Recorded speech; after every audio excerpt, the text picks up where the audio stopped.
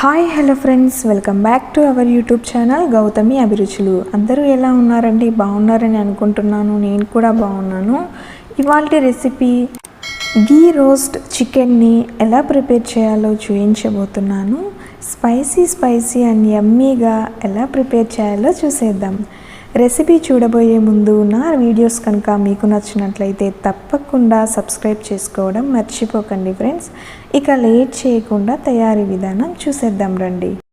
Stove on చేసి pan పెట్టాను. ఇందులో స్పైసెస్ పౌడర్ కోసం 1/2 టీ స్పూన్ మిరియాలు, 1/2 టీ స్పూన్ మెంతులు, 2 బిర్యానీ ఆకులు, 4 దాల్చిన చెక్కలు, పెద్ద యాలక 1, 6 లవంగం మొగ్గలు, 1 స్పూన్ జీలకర్ర, ఇలాచీ 3, జీడిపప్పులు, అలాగే 50 గ్రామ్స్ ఎండుమిర్చి, 2 స్పూన్స్ ధనియాలను వేసి లో ఫ్లేమ్ మీద గోల్డ్ రంగు వచ్చేంత వరకు వేపుకొని ప్లేట్లోకి తీసి చల్లారనివ్వాలి.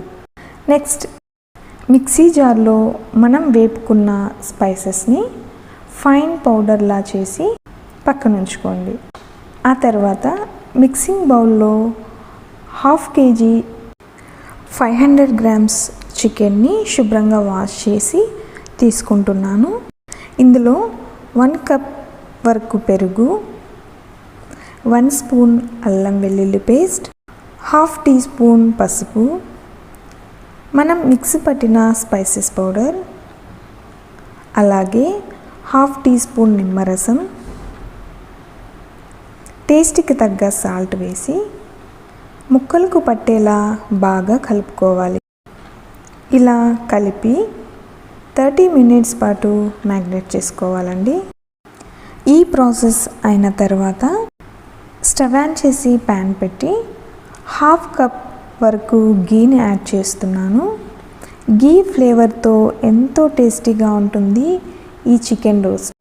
ఇందులో 1/2 కప్ ఆనియన్ ముక్కలు వేసి లైట్ గోల్డ్ రంగు వచ్చేంత వరకు ఫ్రై చేసుకున్న తర్వాత 3 పచ్చిమిర్చి ముక్కలను అలాగే కరివేపాకును వేసి వేపుకున్న తర్వాత మనం మసాలాలో మ్యాగ్నేట్ చేసుకున్న చికెన్ ముక్కలను యాడ్ చేసేసుకోవాలి.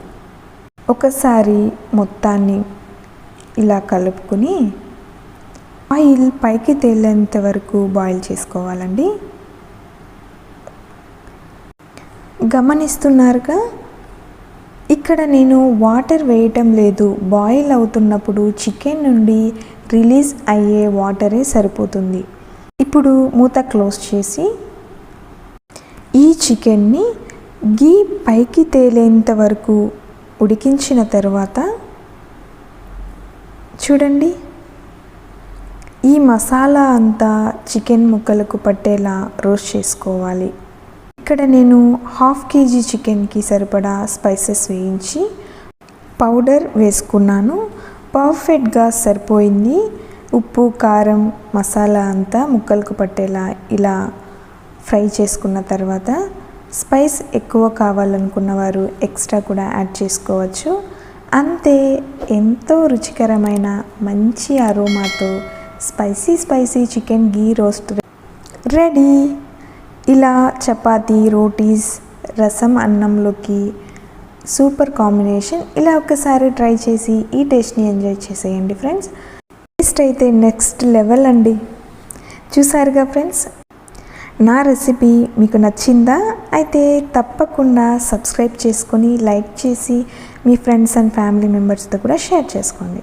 మరిన్ని రెసిపీస్తో మరలా మీ ముందు వస్తూ ఉంటాను. Thanks for watching. బాయ్.